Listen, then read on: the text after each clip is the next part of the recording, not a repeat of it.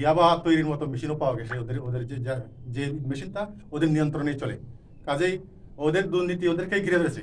তারা নিজেরাই দুর্নীতিগ্রস্ত হয়ে ভয়ে সন্ত্রস্ত হয়ে তারা দল ছেড়ে চলে গেছে। দলের সভাপতি শ্যামল কান্তি চাকমা তরু এবং সাবেক সাধারণ সম্পাদক মিতন চাকমা দুর্নীতি, অর্থ আত্মসাৎ, দলীয় কর্মীদের সাথে বৈষম্যমূলক আচরণ, সর্বোপরি অর্থ উপার্জনের জন্য ইয়াবা উৎপাদন করে বাজারজাতকরণ সহ আরও নানা ধরনের সংগঠনের গণতন্ত্র বহির্ভূত কাজে লিপ্ত হয়ে দলীয় পদবি হারানোর ভয়ে তার অনুগত ২০-২৫ জন সদস্য নিয়ে খাগড়াছড়ি ছেড়ে চলে যান। বিশ্বস্ত সূত্রে জানতে পারলাম তিনি তার অনুগত সদস্যদের নিয়ে সন্তুলনা সমর্থিত জনসংহতি সমিতির কাছে আশ্রয় গ্রহণ করেছেন। তার নামে একটি আইডি থেকে দলের সাধারণ সম্পাদক অমলকান্তি চাকমা নাম ব্যবহার করে সোশ্যাল মিডিয়ায় একটি বিবৃতি প্রদান করা হয়, যা বানোয়াট ও বিভ্রান্তমূলক। ইউপিডিএফ গণতান্ত্রিকের দল বিলুপ্ত করার মতো একটি গঠনতন্ত্র বহির্ভূত ঘোষণাও দেওয়া হয়। কেন্দ্রীয় কমিটি থেকে শ্যামলকান্তি চাকমা ও মিতন চাকমা ব্যতীত বাকি সকল সদস্য বর্তমানে খাগড়াছড়ি জেলায় অবস্থান করছেন।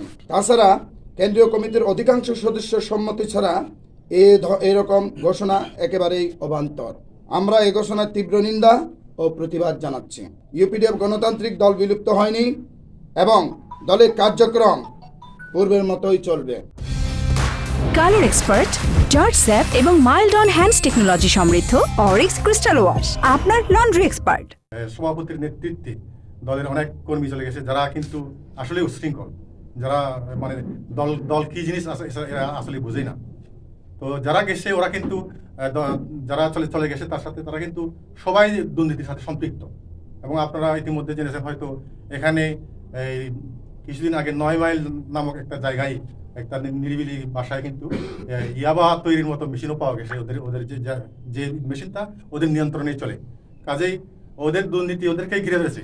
তারা নিজেরাই দুর্নীতিগ্রস্ত হয়ে ভয়ে সন্ত্রস্ত হয়ে তারা দল ছেড়ে চলে গেছে। আমরা তো আগে সভাপতি ছিলাম এই দলে, এখন বর্তমানে আমি ভারপ্রাপ্ত সভাপতি হিসেবে আমার কর্মী বাহিনীরা সমর্থন করে আমাকে ভারপ্রাপ্ত সভাপতি দিছে। তারপর আমাদের কার্যকলাপ হচ্ছে, যারা চলে গেছে আমাদের কার্যকলাপ আগের মতো চলবে, আগের মতো গতিতে থাকবে।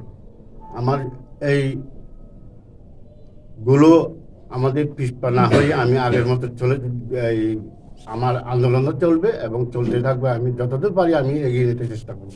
আগে যেভাবে হয়ে গেছে সেইভাবে সেই উত্তরোত্তর উত্তরণ করে আমি চেষ্টা করব।